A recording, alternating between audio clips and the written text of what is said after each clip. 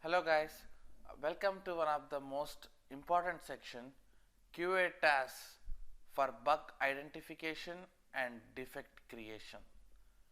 So you can draw many interview questions from this concept. Okay, by end of this section you will understand how many different kind of questions can be formed by talking about experience in this particular area. Right. So when you are working in an application and when you are doing manual testing for it, suddenly you saw an error page on the screen. Something is not working. Okay. So what do you do? The typical answer given by every QA is, I will reach out to my developer and show that something is not working.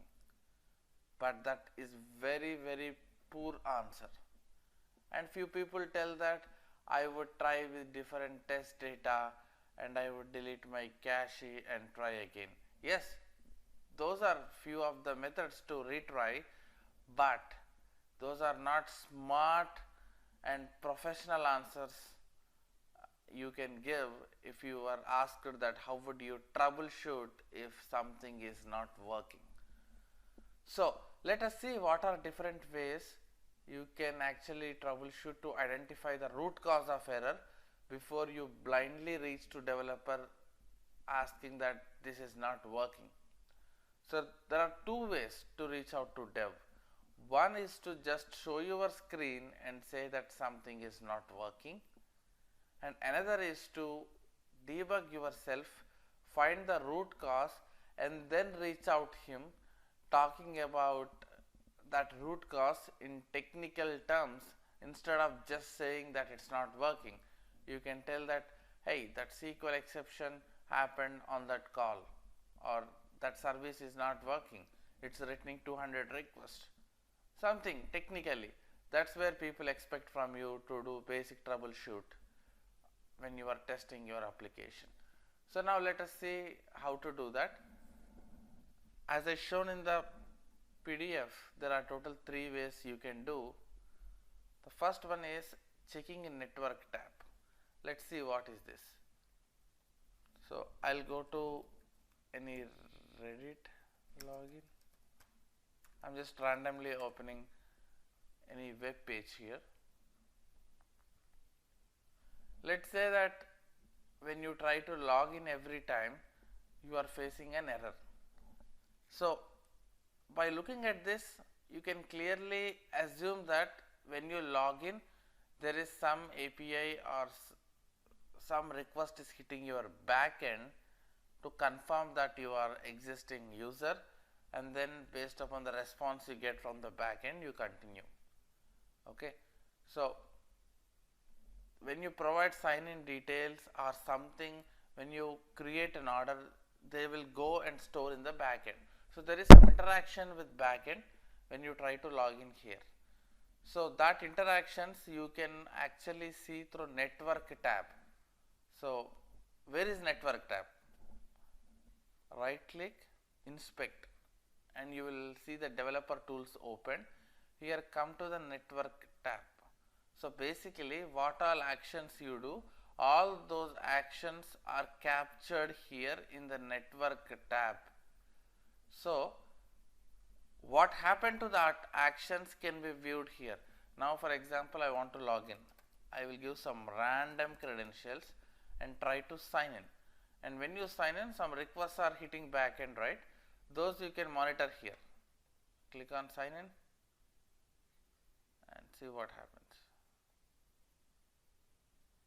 You see that there is a request called login went to the backend and it got failed. So click on that request and you see that wrong password, code 400. So here itself you will know what exactly this issue is. I know you can see it from incorrect password, but you can actually hit that request and see what are parameters you are sending. These are the headers. Okay, this is the request URL and basically you are hitting this service in the back end. Now you might got that error saying incorrect password, but in some errors you might not see anything in the screen. You may just get some general error message saying page cannot be displayed at this time, or there is an error in processing your request, please try again later. For those errors you may not understand, right? But if you come to network tab and if you can see the actions, you can know some at least hint, like this is the request which is breaking, and the post request, the error what we are getting is a 400. 400 is nothing but a bad request. So whatever the request you are sending to an API from your front end have some mistake. The request whatever you are framing is wrong. Okay, so you can troubleshoot that. Maybe if there is any service test cases for this URL, you can open your service test in Postman or SOAP UI. Now you might be wondered what are service test cases. Okay, so for this there is a dedicated course in this platform of mine. You can check it out at Rest Assured. Just type API testing in the search box and you will see my courses on the top. That will clearly explain what is API testing, what are services, how do we test them manually, how can we automate them, how do we develop framework from scratch for API test cases. I have clearly explained in those courses. So here I am just briefly telling that if service went wrong, then you need to test that service by opening any tool which can test your services like Postman or SOAP UI, and confirm that if the service is really not working.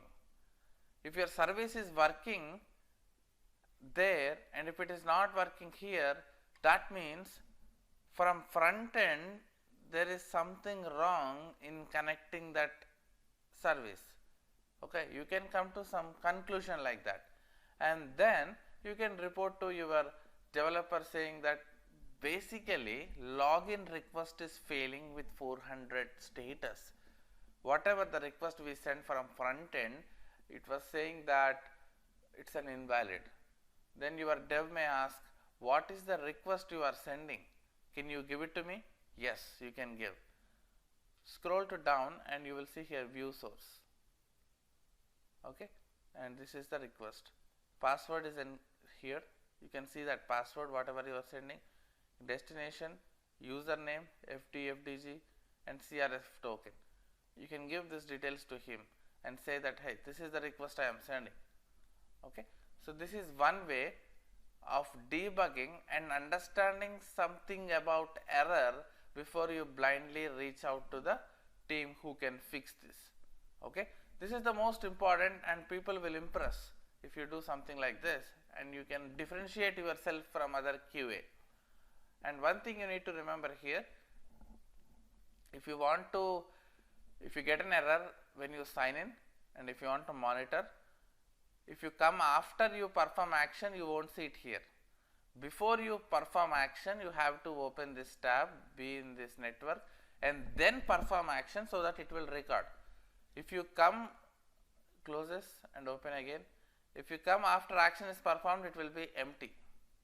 Okay, before performing action, you have to open this window and then click on sign in, then actions will record here. So you have to come to this network tab and see whenever the actions whatever you performed is submitting to the backend through request calls, then only this will help. If the validations are front end only, then there is another way to handle that. Okay, that I will show in the next lecture, and we will also try to understand what are front end validations and what are back end validations. Okay, thank you.